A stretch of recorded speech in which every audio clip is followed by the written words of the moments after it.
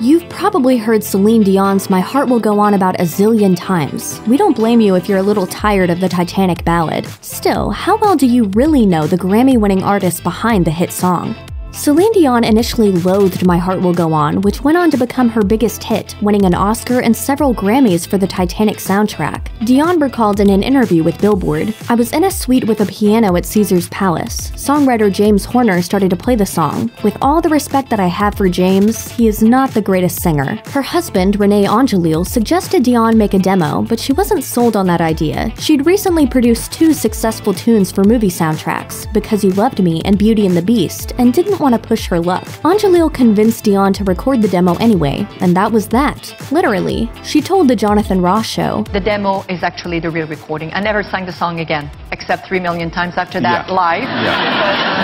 Dion admitted that she does tire of performing the tune, but that, quote, "it's a good problem to have, particularly when she sees emotional faces in the audience."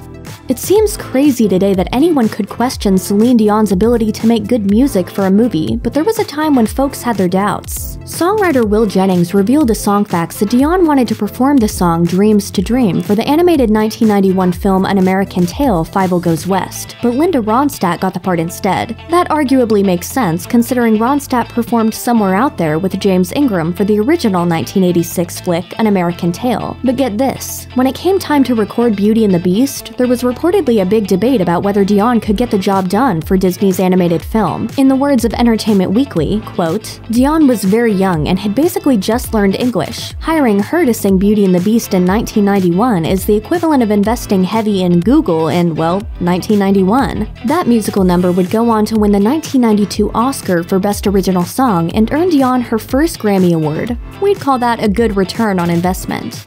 Okay, so that title is a lie. She was actually born Celine Marie Claudette Dion, but her name may as well be Oscar because when it comes to performing at the Academy Awards, she's in a league of her own. Dion performed at the Oscars for the first time in 1992, singing Beauty and the Beast with Peebo Bryson and Angela Lansbury. She sang Smile during the show's In Memoriam segment in 2011, and she and legendary Italian tenor Andrea Bocelli performed her single The Prayer in 1999. Who could forget when she performed her own Oscar-nominated song, My Heart Will Go On, in 1998 while rocking the famous heart-shaped diamond necklace from the film. According to her website, Dion has, quote, "nerves of steel," which she demonstrated in 1997 when she became the first artist to perform 2 songs during the Oscars. She sang Because You Loved Me from the movie Up Close and Personal, and when Natalie Cole got the flu, Dion stepped up with just 1 day's notice to perform I Finally Found Someone off the soundtrack of The Mirror Has Two Faces.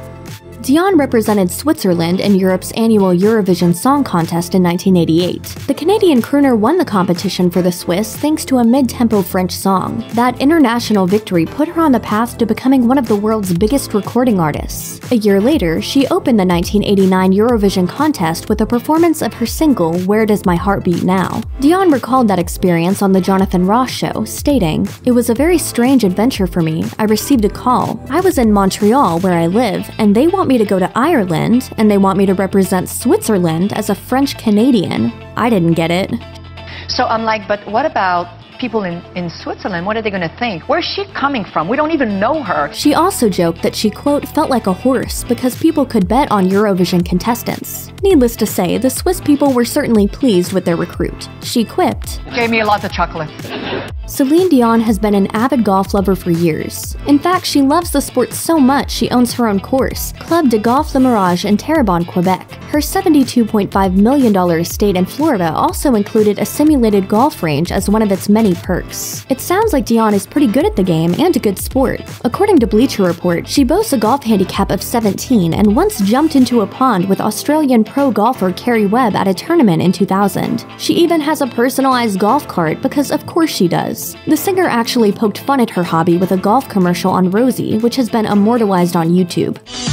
With one of these, I know my drive will go on. Celine Dion was just 12 years old when she met René Angelou, her manager, who'd later become her husband. He was about 26 years her senior. However, she insists that it wasn't until she was, quote, 17, 18 that she saw him differently, and that they didn't begin dating until she was 19. Dion told Access Hollywood that her mother was furious about the relationship, in part because Angelou had been married twice before and already had 3 kids. Dion confessed, "It was very difficult for her. When I told her I had some really strong feelings for René, she tried everything to kill him and make me snap out of it. I was very frustrated and mad at first. She said, 'You're my daughter, you're my baby, and I want the perfect Prince Charming for you.' And then it was so strong that my whole family was in love with him and she had no choice." The couple wed in 1994 and had 3 sons together, René Charles and twins Nelson and Eddie, reported People. They were married until Angelou's tragic death from throat cancer in 2016. Celine Dion was dubbed the Messiah of Las Vegas for helping the city dig out of dire straits. Stephen Brown, director of the Center for Business and Economic Research in Las Vegas, told The Telegraph, "She's been called a one-woman economic stimulus package, and I think there's a lot of truth to that. People will come to the city just for her, and they'll spend money as a consequence. She has an outsized impact on the economy." She reportedly sold out every show during her first Vegas residence from 2003 to 2007, and during her second residency from 2011 to 2014, Brown estimated that she'd create $114 million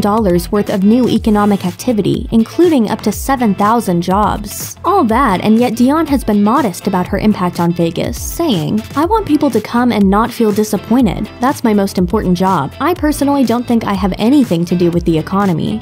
In the 1980s, songwriter Jim Steinman penned It's All Coming Back to Me Now, an epic power ballad supposedly inspired by Wuthering Heights. According to CBC Music, singer Meat Loaf, a frequent Steinman collaborator, really wanted to perform and record that track, but Steinman thought a woman needed to sing it. He gave it to a girl group called Pandora's Box, but it wasn't a hit. Years later, Celine Dion recorded the song for her 1996 album Falling Into You. This time, the song peaked at number 2 on the Billboard charts. However, before Dion got her pipes on that track, Steinman had reportedly promised it to Meat Loaf, who wanted it for his album Bat Out of Hell 2. Meat Loaf told Billboard, "That was my song. I wanted to record it for Bat 2, and Jim said, let's wait for Bat 3, and I took him at his word. The next you know, Celine Dion is recording it." All's well that ends well, we suppose. Meat Loaf finally got a chance to release It's All Coming Back to Me Now in 2006 as a duet with Marion Raven. Meat Loaf's associated album peaked at number 8 on Billboard's charts, but alas, his hard-fought rendition didn't make it on the top 100.